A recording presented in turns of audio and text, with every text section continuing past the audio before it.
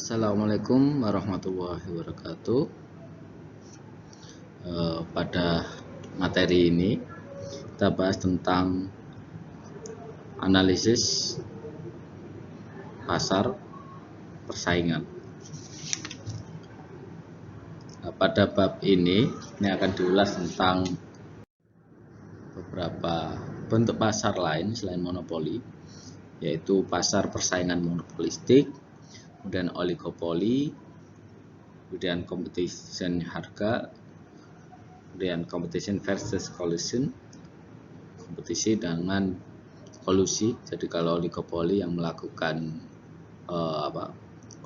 melakukan kerjasama, ini bisa disebut sebagai melakukan kolusi. Dan implikasi dari prisoner dilemma, dan yang terakhir yaitu kartel.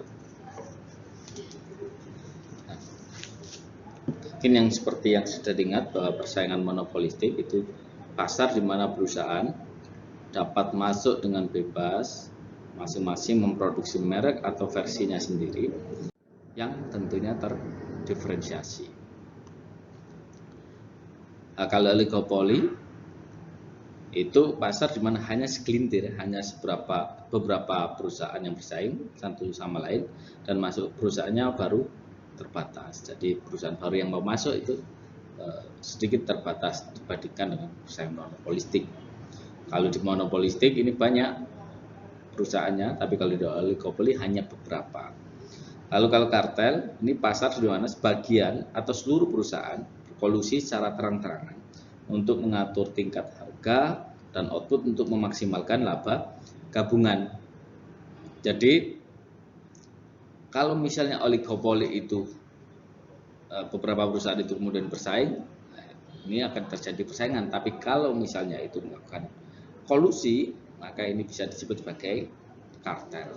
Nah, ini beberapa istilah yang harus kita pahami di awal, dan ini saya rasa kalian juga masih ingat tentang beberapa definisi ini. Nah, yang pertama, persaingan monopolistik. Jadi di persaingan monopolistik ini produknya terdiferensiasi. Terdapat beberapa diferensiasi produk.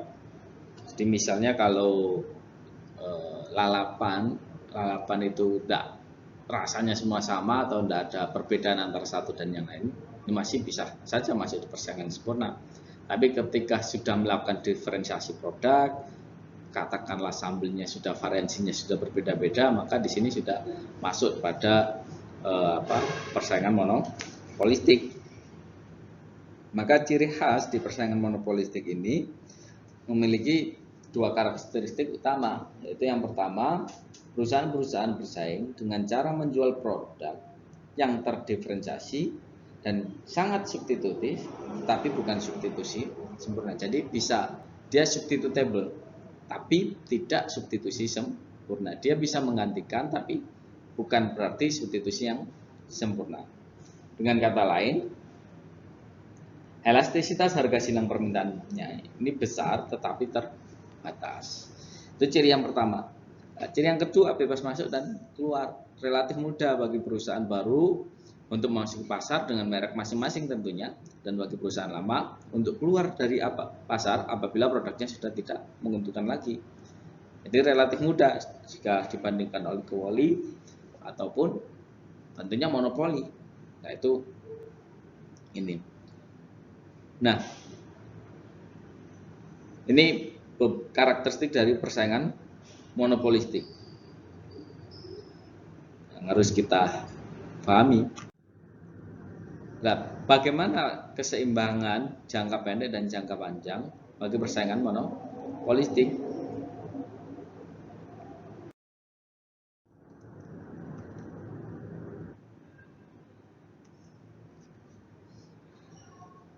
Seperti halnya monopoli, perusahaan persaingan monopolistik ini menghadapi kurva permintaan yang kemiringannya negatif. Ya, dengan demikian, perusahaan itu memiliki sejumlah kekuatan monopoli, tapi ini bukan berarti perusahaan persaingan monopolistik ini pasti memperoleh laba yang besar. Persaingan monopolistik serupa dengan pasar persaingan sempurna. karena industri baru masuk atau perusahaan baru yang mau masuk itu relatif mudah. Potensi untuk memperoleh laba akan menarik minat perusahaan baru dengan merek saingan atau akan ada pesaing baru sehingga menurunkan laba ekonomis menjadi nol. Jadi katakanlah yang pertama kali ada perusahaan A, dia bikin produk A, kemudian berhasil, dan ini keberhasilan ini akan memicu orang lain, akan memicu industri lain untuk mengeluarkan produk yang serupa. Nah, makin banyak perusahaan-perusahaan yang masuk, maka secara otomatis di sini, nah ini akan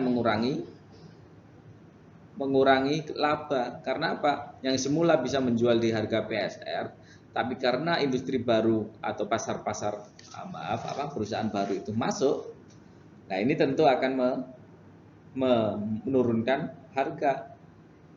Nah, di sini price short run-nya, di sini price long run-nya. Nah, di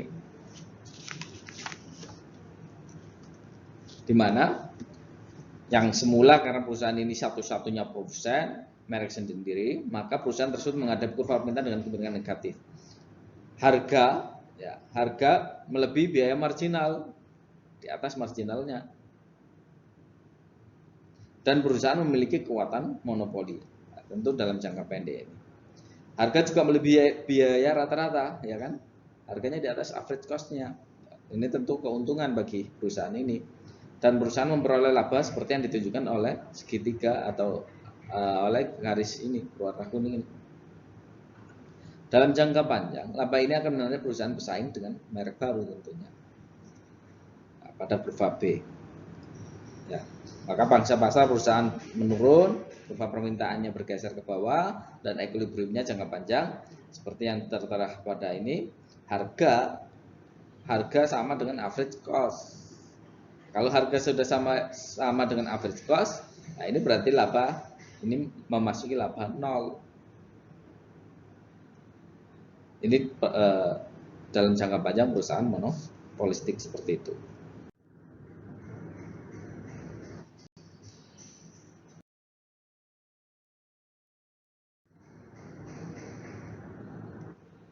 Nah, berikutnya persaingan monopolistik dan efisiensi ekonomi. Jadi kalau pasar kompetitif sempurna itu lebih diutamakan karena efisien secara ekonomi, selama tidak ada eksternalitas ya dan tidak ada yang membatasi mekanisme pasar, maka surplus konsumen dan produsen total akan dipetik sebanyak mungkin. Nah, persaingan monopolistik serupa dengan persaingan sempurna dalam beberapa aspek, tapi apakah bentuk pasar semacam ini merupakan suatu pasar yang efisien? Untuk menjawabnya, coba kita bandingkan equilibrium jangka panjang industri persaingan monopolistik dengan equilibrium jangka panjang industri persaingan sempurna. Jadi yang A ini adalah pasar persaingan sempurna, yang B adalah pasar persaingan monopolistik.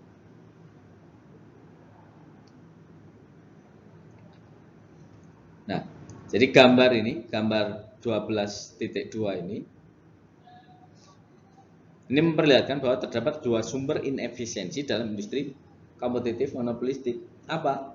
Yang pertama, tentu berbeda dengan persaingan sempurna. Dalam persaingan monopolistik, harga equilibrium itu melebihi biaya marginal. Ya. Ini berarti bahwa nilai dari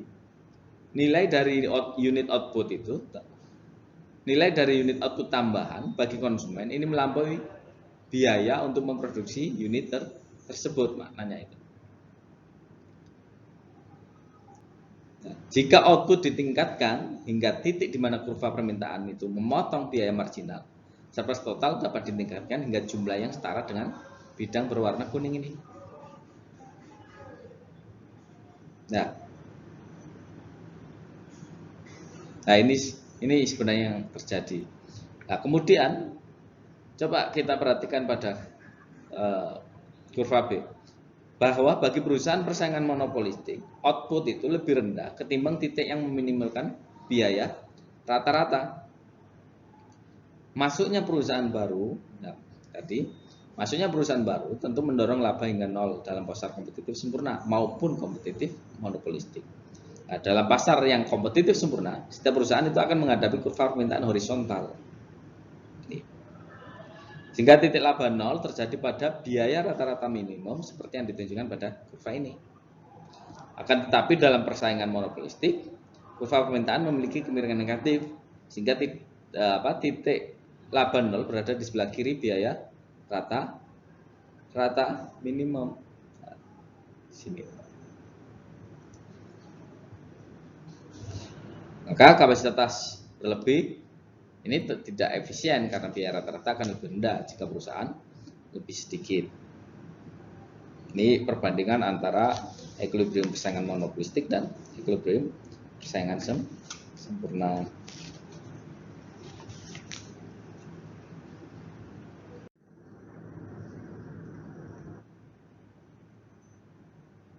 Nah, ini ada contoh persaingan monopolistik di pasar cola dan kopi. Nah, katakanlah ini cola, kemudian ini adalah kopi bubuk, ini mereknya, elastisitas permintaannya seperti yang ditunjukkan pada tabel ini. Ini terjadi persaingan monopolistik. Masing-masing minuman, masing-masing merek ini kan tentu memiliki varian yang berbeda, rasa yang berbeda. Nah, ini terjadi di sini.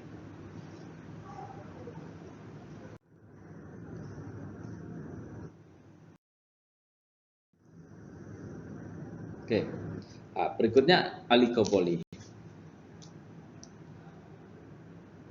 Kalau oligopoli ini ada beberapa perusahaan yang bersaing.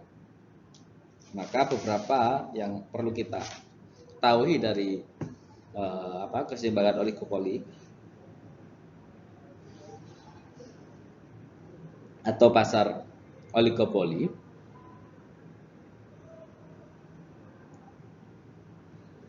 Nah, ini kita harus mengetahui tentang Nash equilibrium. Apa? Yang mana di sini maknanya adalah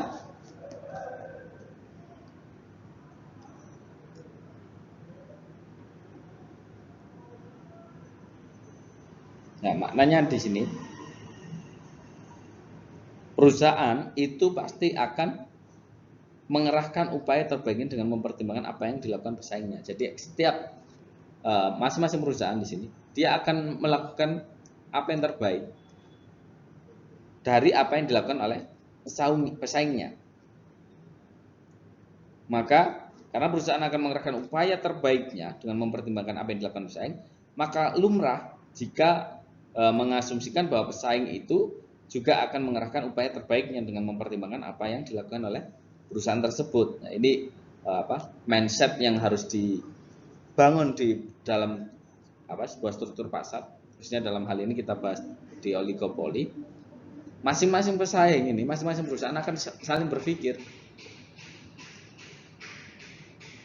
apa yang harus dilakukan itu harus terbaik, harus lebih baik dibandingkan pesaingnya. Nah, hal ini mungkin sedikit ya memang seperti itu, masuk akalnya seperti itu. Dan prinsip ini memberikan landasan bagi kita untuk menentukan equilibrium dalam pasar oligopolistik. Nah, maka di sini equilibrium Nash atau Nash equilibrium ini itu setiap perusahaan pasti mengerahkan upaya terbaiknya dan mempertimbangkan apa yang sedang dilakukan oleh pesaingnya. Nah, untuk menjadikan persoalan ini agar sederhana, mungkin kita fokuskan atau kita asumsikan ada dua perusahaan yang bersaing atau bisa disebut sebagai duopoli.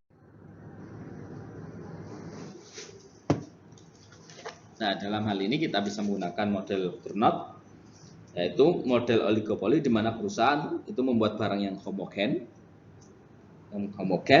Setiap perusahaan itu memperlakukan output pesaingnya sebagai tetap dan semua perusahaan itu memutuskan secara serempak berapa banyak yang akan diproduksi. Ini model Cournot. Maka inti dari model Cournot ini sebenarnya adalah bahwa setiap perusahaan itu akan memperlakukan tingkat output pesaingnya sebagai sesuatu yang tetap ketika memutuskan berapa banyak yang akan diproduksi. Nah, ilustrasinya pada gambar 12.3 ini. output yang memasukkan laba perusahaan yang pertama itu bergantung pada asumsi berapa output yang akan diproduksi oleh perusahaan 2. Ya. Jika perusahaan pertama itu menganggap perusahaan 2 tidak akan menghasilkan apapun, nah, maka kurva permintaannya adalah D1. Nah ini. Jadi asumsinya yang perusahaan satunya tidak memproduksi apapun, maka kurva permintaannya ini. Nah ini merupakan kurva permintaan pasar juga.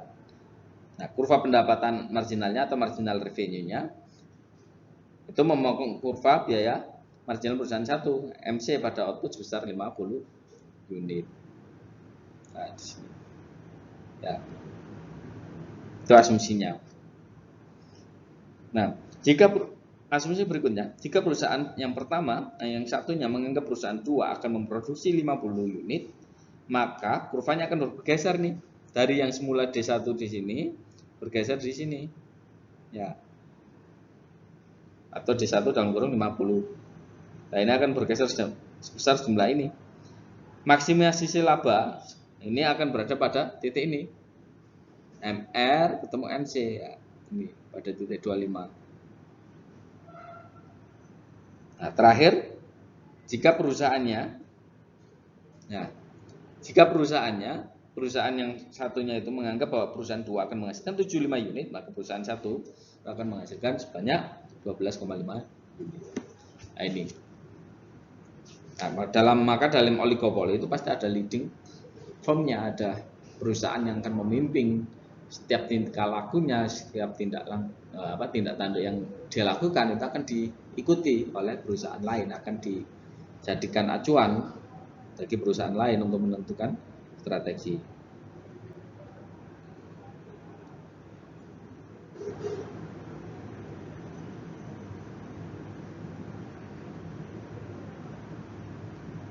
Nah, ini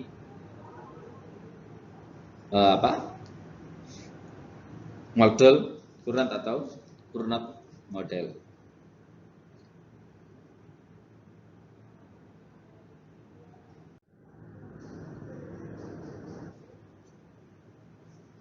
Nah, ini adalah reaksi dari kurva reaksi seperti yang tadi sudah kita bahas di slide berikutnya. Maka akan kurva reaksinya akan berbentuk seperti ini.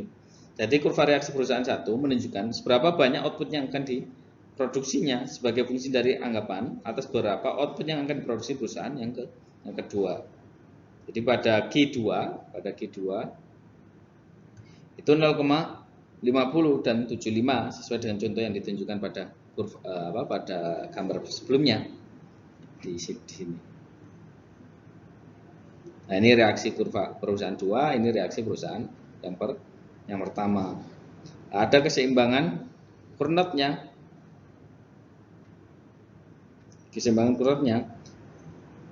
Maka dalam equilibrium Cournotnya ini setiap perusahaan itu akan berasumsi secara tepat berapa yang akan diproduksi oleh pesaingnya dan dengan demikian akan memaksimalkan laba. Jadi tidak ada perusahaan yang beralih dari equilibrium ini. Jadi ini. Kalau di sini misalnya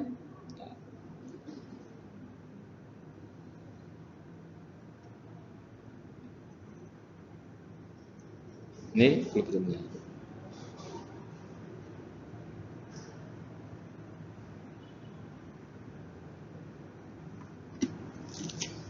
Ini keseimbangan equilibriumnya.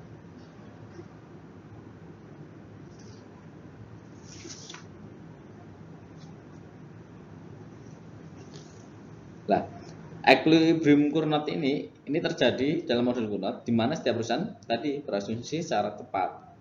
Nah, berapa banyak output yang akan dihasilkan setiap perusahaan? Kan setiap kurva reaksi perusahaan itu memberitahukan berapa banyak yang akan diproduksi dengan output yang dihasilkan masing-masing pesaing. Nah, dalam kondisi equilibrium setiap perusahaan menetapkan output berdasarkan kurva reaksinya, maka tingkat equilibriumnya itu ditemukan pada perpontongan kedua reaksi ini. Dengan demikian maka dalam equilibrium ini setiap perusahaan itu tadi harus berasumsi tepat berapa sih yang harus kita produksi. Nah, ini keseimbangan Cournotnya.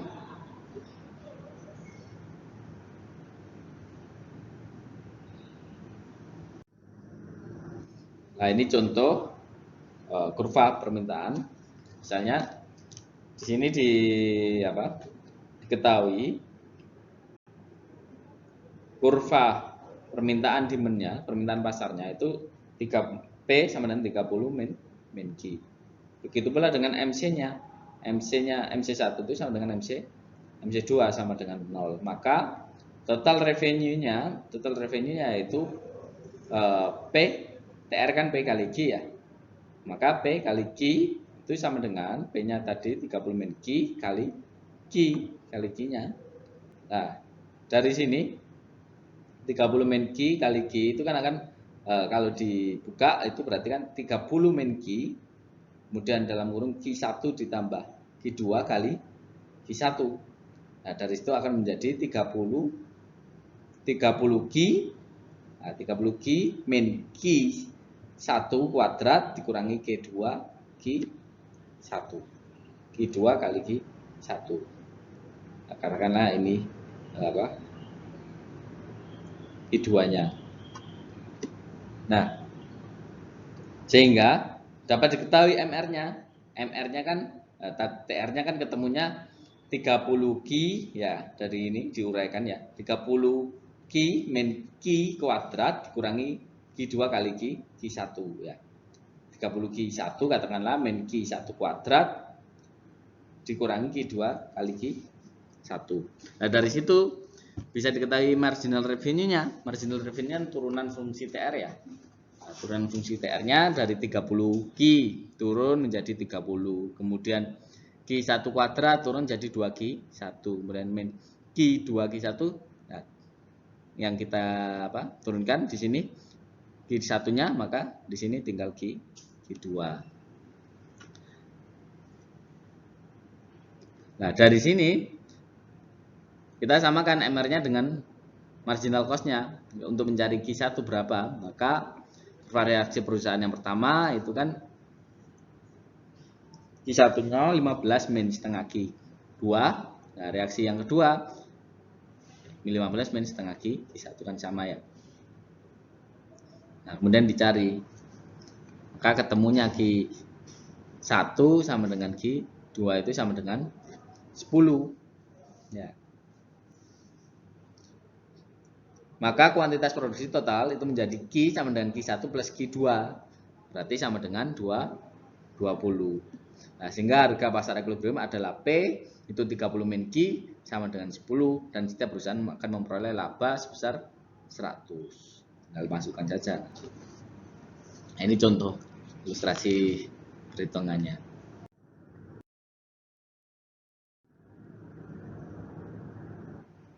Nah, kalau digambarkan seperti ini.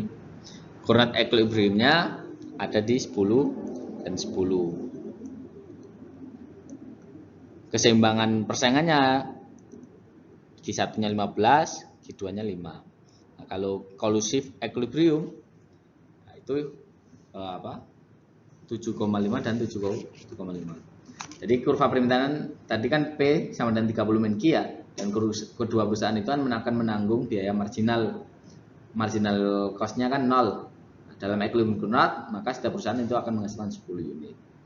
Nah, kurva kolusi itu menunjukkan kombinasi Q1 dan Q2 yang memaksimalkan laba total. Maka apabila kedua perusahaan berkolusi dan berbagi laba yang sama besar, masing-masing akan memproduksi 7,5, Q1 7,5 untuk Q2.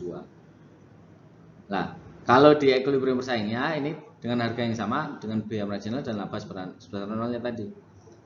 Itu yang terjadi.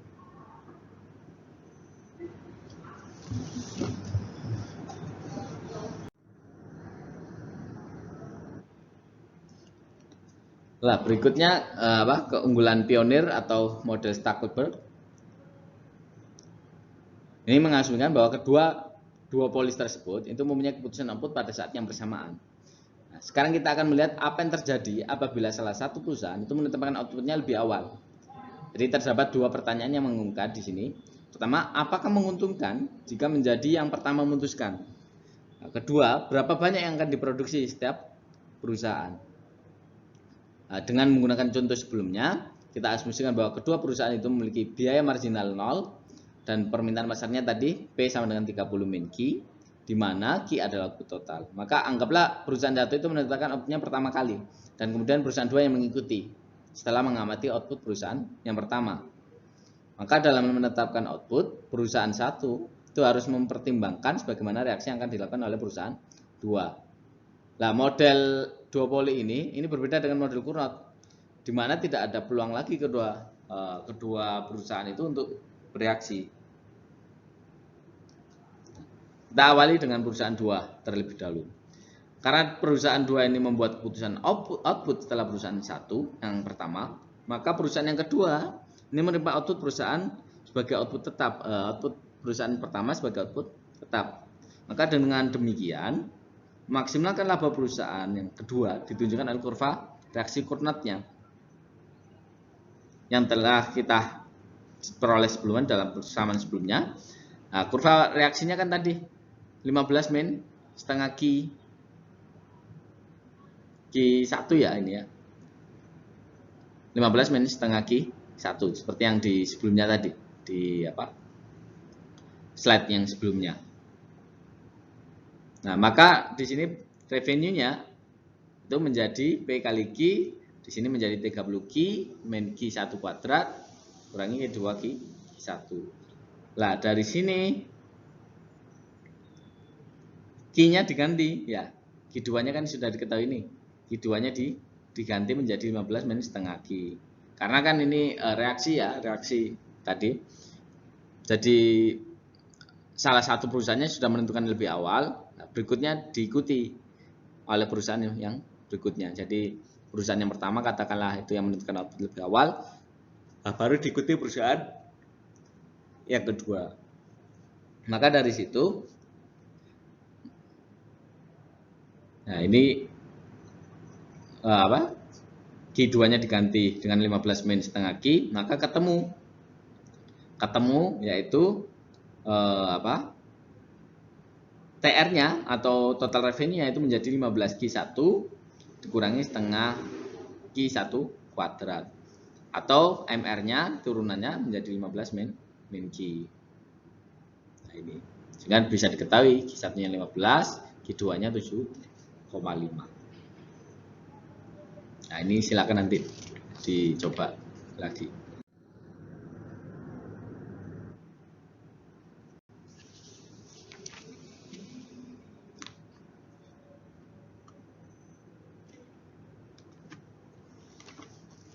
Nah, berikutnya model filteran. Nah, kalau model oligopoli ini di mana perusahaan itu menghasilkan barang yang homogen. Setiap perusahaan memperlakukan harga barang pesaingnya itu sebagai tetap, dan semua perusahaan itu memutuskan secara simultan berapa harga yang akan dikenakan. Nah, ini seperti halnya model Cournot tadi, model ini berlaku bagi perusahaan yang menghasilkan barang yang homogen dan membuat keputusan pada saat yang bersamaan. Kalau yang sebelumnya kan ada yang lebih awal ya. Akan tapi dalam kasus ini perusahaan ini memilih harga itu berdasarkan dari kuantitasnya. Jadi misalnya kurva diketahui tadi fungsi permintaannya ya, itu P sama dengan 30 min Q, dimana Q itu sama dengan Q1 ditambah Q2 adalah produksi total yang homogen. Maka kali ini akan diasumsikan kedua perusahaan tersebut memiliki biaya marginal sebesar 3, diasumsikan MC1 sama dengan MC2 sama dengan 3.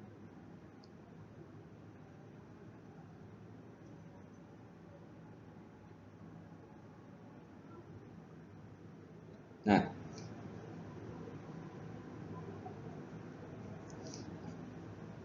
maka dari sini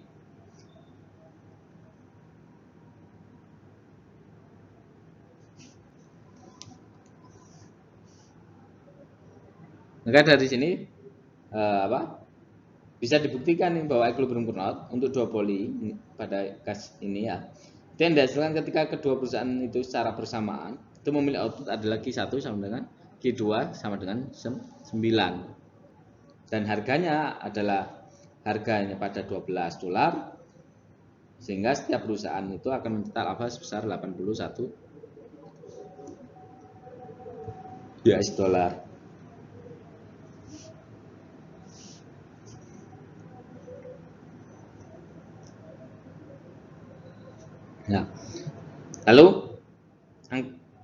anggaplah misalnya kedua duopolis itu bersaing dengan secara bersamaan memilih satu harga ketimbang kuantitas. Jadi kalau sebelumnya kan memilih kuantitasnya, maka berapa harga yang dipilih dan berapa banyak laba yang diperoleh.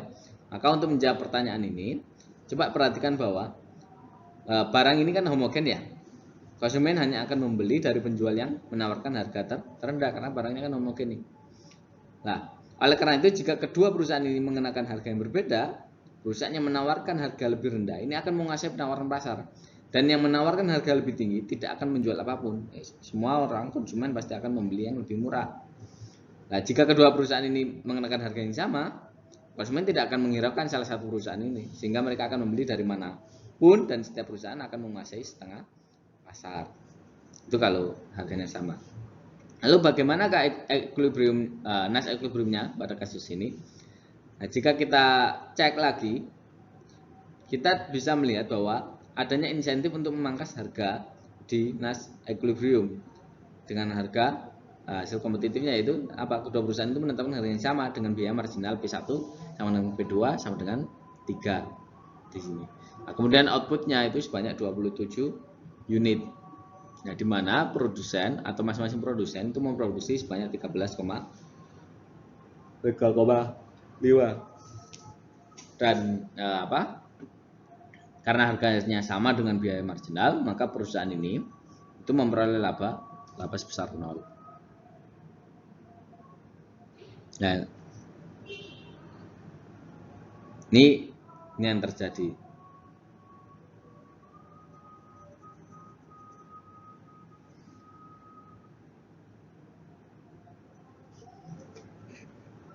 Nah, itu.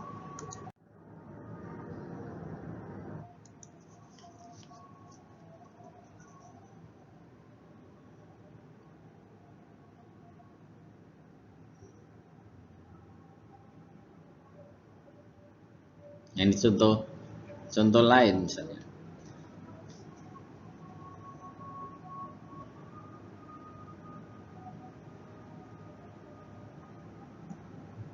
Nah, ini misalnya kurva permintaan perusahaan 1 itu 12-2 P1 plus P2 sama balikan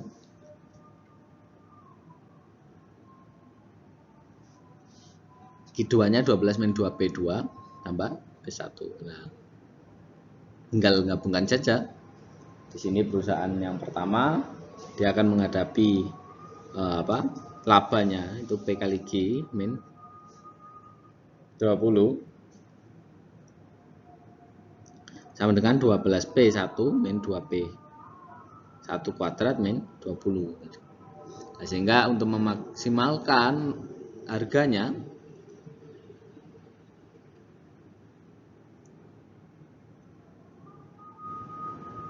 nah ini tentu untuk memaksimalkan jadi berapapun harga yang dikenakan perusahaan itu yang perusahaan 2, maka laba perusahaan 1 akan mencapai maksimum ketika tambahan laba dari kenaikan kecilnya itu harganya adalah sama dengan 0. Nah, dengan menganggap misalnya P2 itu tetap, maka harga yang memasukkan laba perusahaan yang pertama itu 12 min 4P ya 12 min 4P1 ditambah P2 itu sama dengan 0. Nah, kurva reaksi perusahaan yang pertama itu 3 ditambah seperempat P2 atau di P2 3 tambah seperempat P1. Nah, itu.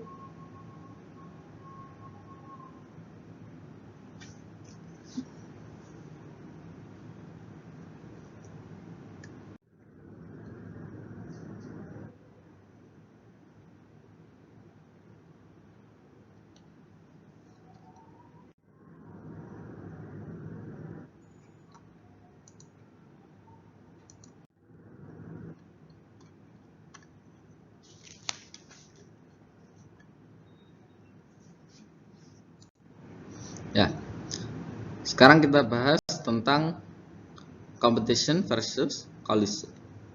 Kalau equilibrium Nash itu adalah equilibrium yang sifatnya non kooperatif, jadi ada persaingan di situ.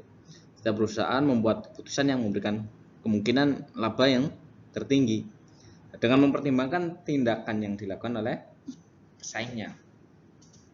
Akan tetapi bagaimana kalau terjadi kolusi?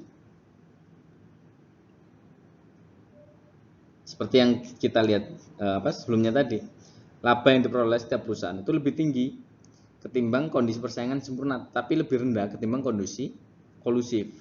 Gitu.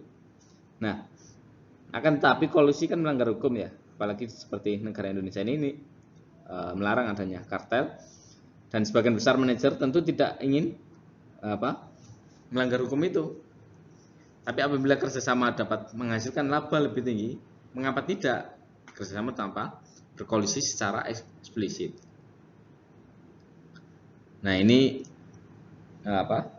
beberapa prisoner dilemanya ya. Nah, misalnya di sini,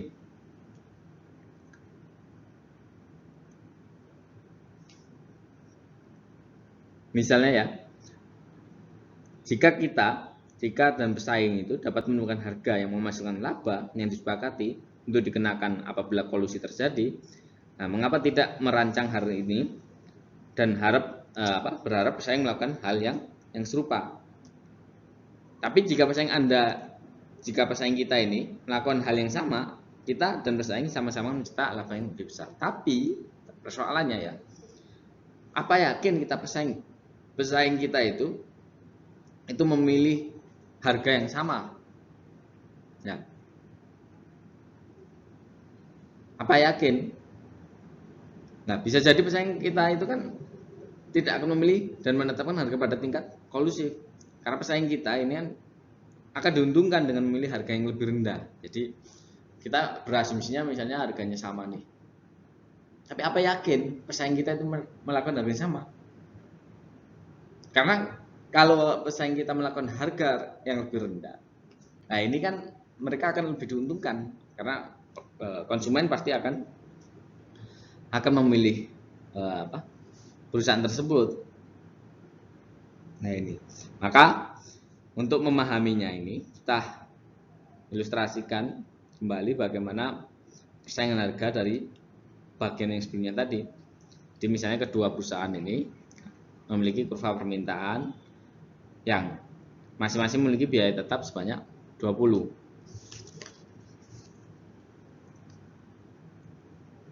Nah, dari sini dapat diketahui,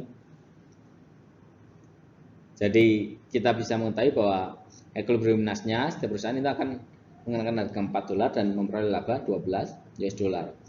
Sedangkan apabila perusahaan ini berkolusi, mereka akan menekan harga 6. Jadi kalau kolusi harganya 6 dan memperoleh laba 16. Misalnya sekarang kita anggap bahwa perusahaan ini tidak berkolusi, tapi perusahaan satu mengenakan harga kolusi 6 dengan harapan bahwa perusahaan 2 itu melakukan hal yang serupa. Jadi kolusinya yang berasumsi hanya asumsi kolusif, tapi tidak benar-benar kolusif. Nah, jika perusahaan 2 itu melakukan hal yang serupa, ya tentu labanya kan sebesar 6. Lalu bagaimana jika perusahaan yang kedua ternyata mengenakan harga lebih rendah, misalnya harga 4? Maka jika demikian, perusahaan 2 ini akan memperoleh laba sebesar berapa? Ya, TR P kali Q dikurangi C. PQ di sini. Ya. PQ dikurangi 20. Kemudian di situ dapat diketahui labanya ketemu sebanyak 20. Maka di sisi lain, perusahaan satu di sisi lain ini akan memperoleh laba hanya sebesar 4. Hanya sebesar 4. Jadi kan lebih rugi. Jadi apabila perusahaan satu mengenakan harga 6, tapi perusahaan 2 itu hanya mengenakan harga 4, tidak sama nih ya. Maka laba perusahaan 2 itu akan bertambah menjadi 20 dan perusahaan 2 ini akan melakukan dengan menggunakan laba perusahaan 1 yang hanya menurun hingga di $4. Tentu jelas ini perusahaan 2 ini kan akan mengerahkan upaya terbaiknya nih dengan harganya mengenakan harga 4. Nah, demikian juga sebaliknya. Misalnya perusahaan satu mengerahkan upaya terbaiknya dengan mengenakan harga 4. Nah, jika perusahaan 2 mengenakan harga 6 dan perusahaan 1 misalnya mengenakan, maka perusahaan 1 akan memperoleh laba sebesar banyak 20 dan perusahaan 2 hanya memperoleh harga 4. Itu sebaliknya. Nah, Nah, ini tabel 12.3 ini merupakan matrik. Jadi matrik hasil untuk permainan penetapan harga ini. Jadi yang di sisi ini perusahaan 1, di sini perusahaan 2. Kalau perusahaan 1 mengenakan harga 4, perusahaan 2 harga 4, enak ini 12 ke 12. 12 dan 12 keuntungannya. Kalau perusahaan 2 mengenakan harga 6, perusahaan 1 mengenakan harga 4, perusahaan 1 ini dapat 20. Nah, perusahaan 2 ini hanya dapat 4. Sebaliknya, ya. Nah, ini materi hasil dari permainan penetapan harga. Ini sebenarnya contoh klasik dalam teori permainan ya, yang disebut prisoner dilemma atau dilema tahanan. Ini menggambarkan persoalan yang dihadapi perusahaan oligopolistik ini penggambarannya ini seperti dua tahanan yang telah dijadikan tersangka karena bekerja sama dalam tindakan kriminal. Jadi dua-duanya dimasukkan di dalam penjara yang terpisah dan tidak ada komunikasi satu sama lain. Setiap tahanan ini diminta untuk mengaku misalnya. Nah, jika keduanya mengaku, maka masing-masing akan dihukum selama 5 tahun. Tapi jika keduanya tidak mengaku, maka proses hukum akan sulit dilakukan. Jadi sama-sama nggak mengaku. Sehingga tahanan dapat mengajukan negosiasi hukuman dan menerima masa tahanan selama 2 tahun. Di sisi lain, apabila salah satu tahanan saja yang mengaku, lainnya tidak, maka yang mengaku akan menerima masa tahanan hanya selama setahun, sedangkan yang lain hanya menerima masa tahanan sebanyak 10 tahun. Nah, ini kira-kira ini, jika kita menjadi salah satu tahanan ini, apa yang akan kita lakukan? Mengaku atau tidak, kan serba sulit ya. Nah, begitu pula ini dalam permainan harga ini, tabel ini kan menunjukkan di situ. Ya. Nah, kalau seperti ini, ya kita harus, ini asumsi tidak saling berkomunikasi ya. Kalaupun komunikasi antara perusahaan satu dan perusahaan yang lain belum tentu bisa saling mempercayai kan ya. Apa benar perusahaan 2 itu akan melakukan harga yang sama?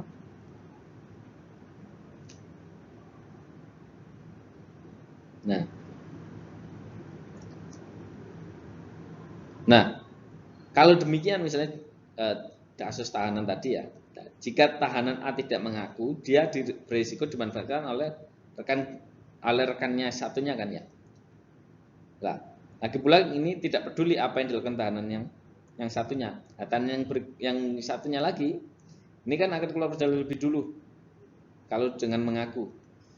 Demikian pula tahanan A katakanlah, itu selalu keluar penjara lebih dulu dengan mengaku. Sehingga tahanan B ini harus mencemaskan bahwa dengan tidak mengaku dia akan dimanfaatkan. Dengan demikian ini kan kedua tahanan mungkin ini akan sama-sama mengaku kan ya, dan menjalani selama tahanan 5 tahun. Jadi amannya sama-sama mengaku kan antara kedua tahanan tadi ya. Jadi kalau salah satu mengaku, lainnya tidak, maka yang mengaku akan menerima masa tahanan hanya selama 10 tahun, hanya selama setahun. Sedangkan yang lain harus menerima masa tahanan 10 tahun yang nggak ngaku tadi. Tapi kalau dua-duanya sama-sama mengaku, nah ini kan masing-masing akan dihukum selama 5 tahun. Kalau mengambil keputusan untuk tidak mengaku, itu kan akan dirugikan, ya akan dirugikan oleh salah satunya ya. Kalau yang tidak mengaku dapat dipenjara 10 tahun, yang mengaku tadi setahun. Ini kan ya kalau tidak sama-sama tidak mengaku misalnya. Tapi kan kita tidak bisa saling komunikasi, tidak bisa saling mempercayai kan ya. Nah, ini begitu pula dengan ini.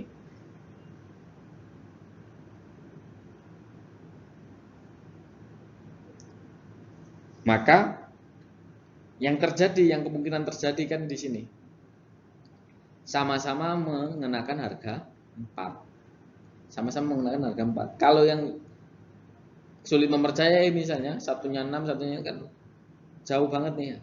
20 dengan 4, 20 dengan 4. Kalau ada kolusif sama-sama 6, keuntungannya lebih maksimal 16. Tapi kan beresiko ini akan dimanfaatkan oleh salah satu perusahaannya. Maka perusahaan yang satunya akan memanfaatkan itu kan. Jadi amannya ya, sama-sama mengenakan harga 4. Nah, ini dilema Tananto Prisoner dilema. Nah, ini maka implikasinya nanti akan terjadi akan sama-sama cari amannya. Ini. Nah, saya rasa cukup untuk penjelasan bab 12. Ini selebihnya silakan bisa dibaca di buku. Itu saja yang bisa saya sampaikan pada materi ini. Kurang lebihnya mohon maaf. Assalamualaikum warahmatullahi wabarakatuh.